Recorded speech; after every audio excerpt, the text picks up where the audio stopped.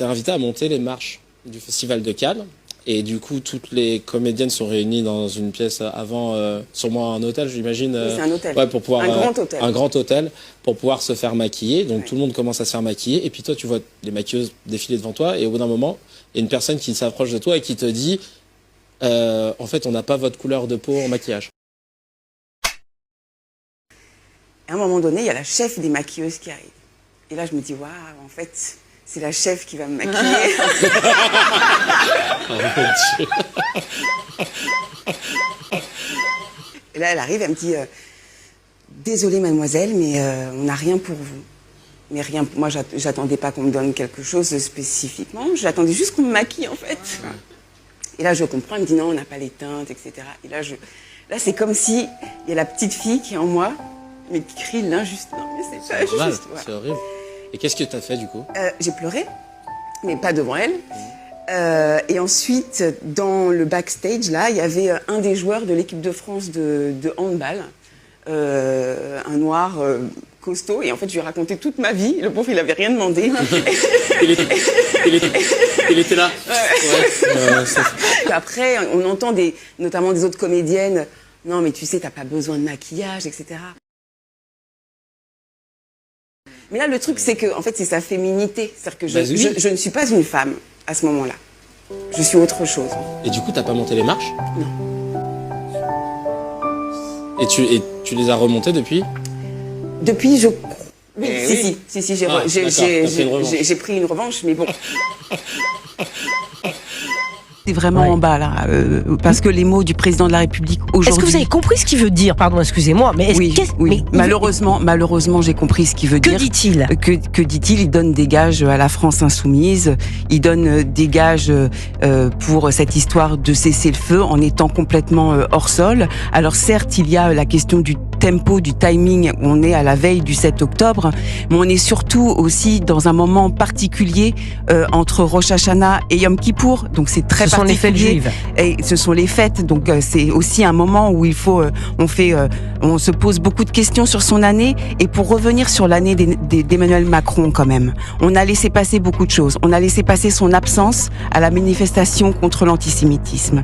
On a laissé passer son silence. On a laissé passer son abandon de la communauté juive. On a laissé passer dans ces mots aussi des silences, puisque il ne parle pas des 100 000 Français qui vivent en Israël. Il ne parle pas des bombardements tous les jours. Il ne parle pas de ces populations déplacées dans le Nord. Il ne parle pas de ces jeunes qui ne vont plus à l'école parce que il y a des alertes constamment. Il ne parle pas non plus des attentats qui ont lieu dans les tramways ou lorsqu'on est sur la route, on prend sa voiture, etc. Alors même que nous vivons en France une situation d'alerte attentat.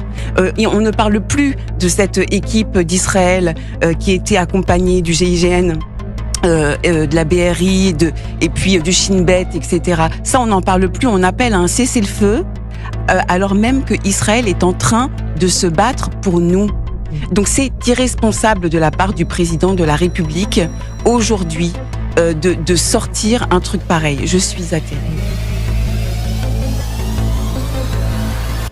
Il n'y a pas de groupuscule d'extrême droite soutenu par une formation politique importante en France. Ça n'existe pas, sauf si vous me prouvez le contraire. C'est un logiciel qui a pu exister avant, mais qui n'existe plus aujourd'hui. Ou alors on dit n'importe quoi.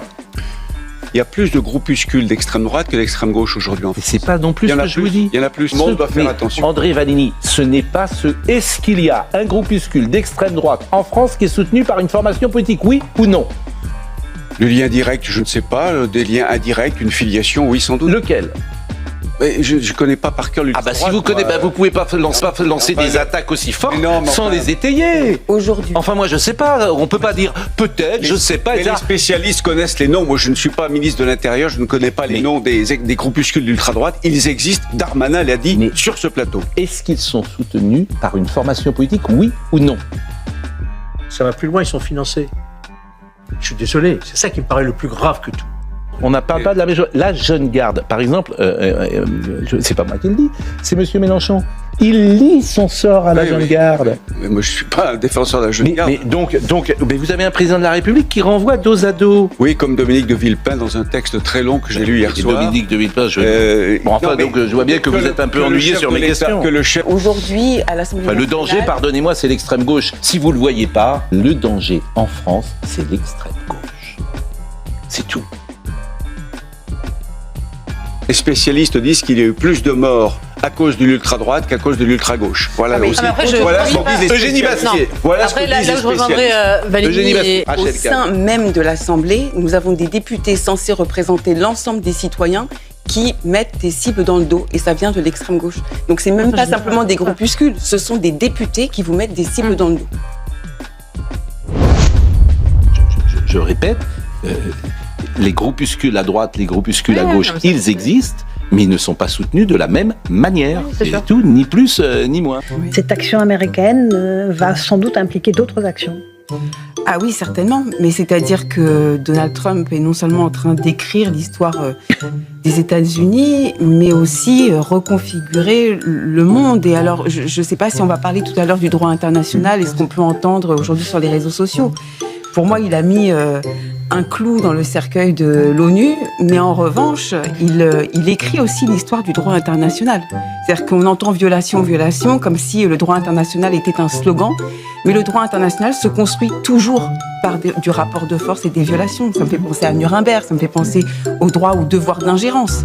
Là, à partir du moment où l'ONU n'a pas fait son travail, est devenue finalement une chambre d'enregistrement ou un cheval de Troie aussi, pour une menace, notamment terroriste, narcotrafic, islamiste, etc., Donald Trump a pris les choses en main en qualifiant ce problème finalement de problème américain, mais aussi de problème mondial qu'il est en train de régler. Écoutez, on va faire une petite pause. Je vous passerai la parole après, Eric, parce qu'il y a beaucoup de volets à ce dossier.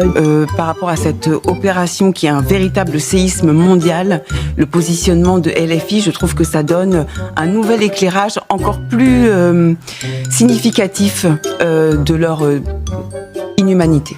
Très bien. Écoutez, voilà, Eric. C'est pas que la France insoumise importe le conflit, c'est qu'elle installe le conflit et qu'elle installe l'antisémitisme. Et je vais vous dire, aujourd'hui, pour la première fois, j'ai eu peur. J'ai pris un taxi aujourd'hui.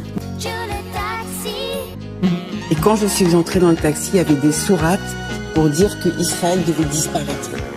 Voilà ce qu'on peut vivre aujourd'hui. On a peur de prendre le RER, on a peur de prendre le taxi, donc notre liberté d'aller et venir est entachée. Et on a ces personnes qui sont soi-disant nos représentants, qui nous mettent en sous-texte une cible dans le dos. Et quand je suis entrée dans le taxi, il y avait des sourates pour dire qu'Israël devait disparaître. Eh oh,